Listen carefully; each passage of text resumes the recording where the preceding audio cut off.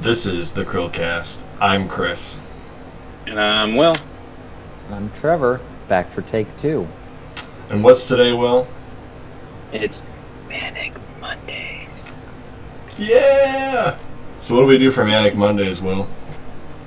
We go over some titillating news topics on Manic Mondays. What do you got for me today, Chris?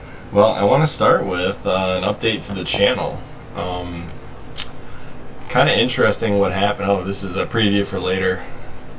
Let's go backwards. So something happened, and one of our videos just exploded. So for all of our new subscribers, thank you for joining the CHRILLCAST. Mm-hmm. Pleasure to have you here. But welcome. Yeah, that's right. We didn't say that, did we? Yes, I was like quietly monitoring this, but if you look, well, that's weird. I've never had it. We went from a video at 100 views to 500 views in one day. Now it's 630 views. And pull up the I can't pull up the analytics. But anyways, yeah. So that was really weird. So we did some investigating. That's what happened. Okay, so I went into here. All right. So look, you got this meme standard, right? And then people who think Scott says, "Hey y'all, Scott here," when it's really, "Hey all, Scott here." Top comment was this one right here, which links to our video, and then we get some funny comments like, "Oh God, they look like big YouTubers. Why do they only have 27 subs?" And then another one. Fun fact: every single one of these comments I made. I just kept making new accounts. High production value, low market exposure. Yeah, that's it. That was my favorite one that I made. And then somebody wrote, "I like to think that's the reason my low sub count." Well, then you get later on in the day. Let me see if I can find it. The fact that they couldn't remember the awards were the Q&As is disgusting to me. Why is this the top comment? These guys aren't well known and the video is a month old. This isn't where people are supposed to learn about Hey All from. It makes no sense. Oh man, I'm just reading through the comments just started cracking me up. But yeah, so that's where we got all the views, I guess. 500 in like 6 hours. So thanks guys. Thanks Scott the Waz wrote it. Maybe you guys will keep tuning in. Off of a better YouTuber. That's Pretty how much. we roll. That's why we cover YouTubers on Tuber Tuesdays, steal their fan base. Exactly. We took a huge dent out of Scott the Waz's. Oh my gosh. Not really. It's worth noting. Chris's this podcast is about to become your most popular YouTube channel. That is true. Ambient Unboxing has one more subscriber than this one. Ambient Unboxing has 38 subscribers. CHRILLCAST is 37. And I have some other ones that aren't listed here and we're not going to talk about. Those are the naughty ones. No. But we did, Trevor. The only things that count are what was actually documented. Exactly. Trevor and I used to have a YouTube channel back in the day, and I'll talk about it because it no longer exists. But it had it was like 180 subscribers right before I deleted it. Did you know that, Trevor? People were subscribing to our videos from like 10, 15 years ago. Never made another one after like 2008. And here we are, revisiting that chapter of our history. So the Atari VCS, everybody was like saying, this is vaporware, alright? Well, they put out an update today. They're actually in production now. Like, this is the board, this is the front panel. They're working on it right now. So, not vaporware, but it's been a very weird story altogether. I want to say the IndieGo campaign was over like a year and a half ago. But yeah, they're actually building it. Do you know anything about this, Trevor? This is a console that's confusing me because they can't tell, are they putting like current gen games on it? Yeah, anything that could run on Linux, they're trying to get licensed to the Atari Ladies VCS. and gentlemen, if you ever wanted a video game console to play a poorly optimized shell of a roller coaster tycoon port, this is the console for you. Hey, I could have invested in Roller Coaster Tycoon. Do you remember that, Trevor? Yeah, you could have when they decided that they were going to port their horrible game to Nintendo Switch. And then they did it anyways, even though they didn't get the And money they needed. And Atari decided that was something that Kickstarter, the community on Kickstarter, would pay for. Yeah, let's see. Wonder if they still exist. Yeah, so basically, you can put your project on here, and instead of doing like a Kickstarter Indiegogo where people get things, this is like an investment in the company. So it's like a completely different idea. But that's how they tried to launch Roller Coaster Tycoon. They took a lot of flack for it. Chris, it sounds like you're describing a website for when legitimate investors know to stay away from something. You can take your product here and get regular old dumb people to pay money for it. Yeah, I mean, exactly. Basically, that's what it is. Or if you, Chris is about to say that he invested in it. No, I didn't. So, how much do you know about the Atari VCS, Trevor? I know it's a thing that Atari is trying to get out there. Well, I mean, not really Atari. You're talking like the third or fourth iteration of Atari. Right. Whoever owns that name now. So is trying to get it back out there. IndieGo is like pretty famous for putting out things that never actually come out.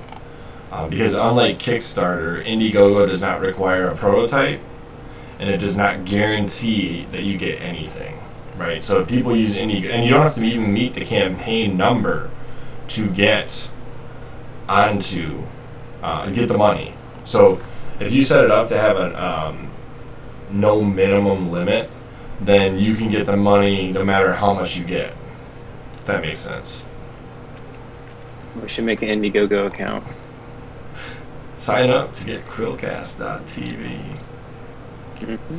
No, so they sign up to get our videos. You know, ignore the fact they're on YouTube for free. Well, that's what. Sign up to help Chris start his apparel store. I'm reading its Wikipedia page right now, Chris. I didn't realize there was a Wikipedia page. I guess it's big enough now. Yep, it's got a Wikipedia page. They're taking pre-orders in December for Indiegogo backers. So the Atari VCS page launched May 30th of last year. And originally this was supposed to go live. So it was supposed to go live on their website originally. And then they last minute said, nope. And then like a week later, we're going to go on Indiegogo now. And everybody's like, why? Like, is there a problem? So there's that. And then recently, without having any updates on what the actual Atari VCS product was at in development, the lead developer left the project and started his own Indiegogo. So everybody's like, that's not good. So that's why they had to put this update out, to keep people from, you know, speculating to the point of killing this company. Because people were thinking, let's get our money back now while the company still exists. So they're like, wait. We have a product. It does exist. It's not vaporware, we promise. Now, please buy the Atari VCS. I'm still confused. Like, why would I buy this? So they had like some actual. Like, who is this catering to? Is my question. Well, a lot of nostalgia, honestly. Suckers. Isn't it like supposed to sell for like $250 or something like that? Yeah, it was originally $200. Yeah, that's the top version. Their tribute edition is $400, according to Wikipedia. Oh yeah, it was like way too expensive. And it just comes with pre-downloaded games from like old Atari games. I guess Spawnway didn't cover it. I guess he got sick of covering the Atari VCS. Oh well. Well, you don't understand, because you have to think about what the tribute edition gets you for that extra $100. All right, tell me, what does it get me? So the tribute edition is exactly the same as the collector's edition, except with limited edition numbering. Whoa. What? Are you kidding me? That's it? Is that really the only difference? That's That's right. That's according to Wikipedia. I'm going to the source right now, which is CNET. So long as whoever posted this didn't just make something up, I expect CNET to be at least moderately truthful. Mm-hmm. So let's read this CNET article. Look for Here's the original trailer. Tribute Edition.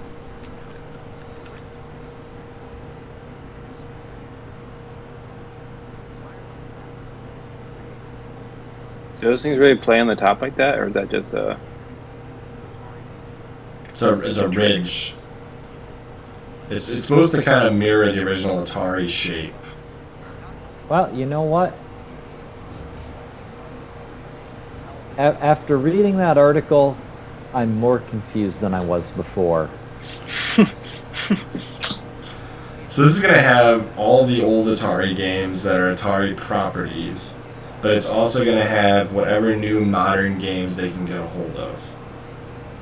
I think they should go with you know how like EA and 2K and all the other major publishers have their ridiculous pre-order bonuses Yeah. and whatnot, where like you can't figure out what you're actually getting in each bundle.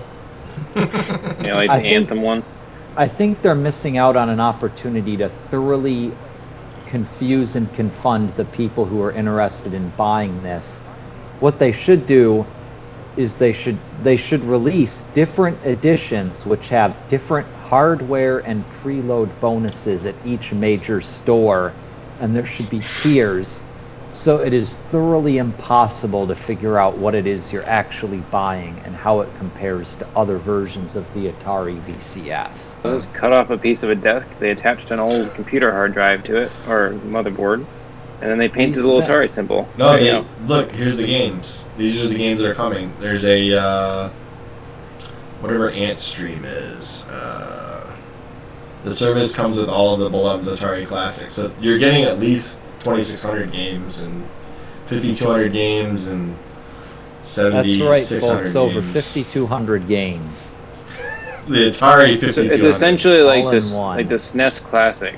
Yeah, but it'll have the ability to play any modern games that get ported to it. So unlike the That's NES, right. It has the ability to play modern games, assuming that people anybody port develops for the console. to it. Exactly. Yeah. I don't think it's going to sell well. It's comparable to that Kickstarter console that was an absolute disaster. Like the Coleco Chameleon? The Ouya? Oh, yeah, I the remember Ouya. So, the Atari VCS, it's not vaporware. You're going to get something, whether it works or not is yet to be seen, but you're going to get something. So, be sure to look out for that if you pre-order the Atari VCS. That's it for the CHRILLCAST on Manic Mondays. I'm Chris. Will. I'm Trevor. We will see you on the next CHRILLCAST.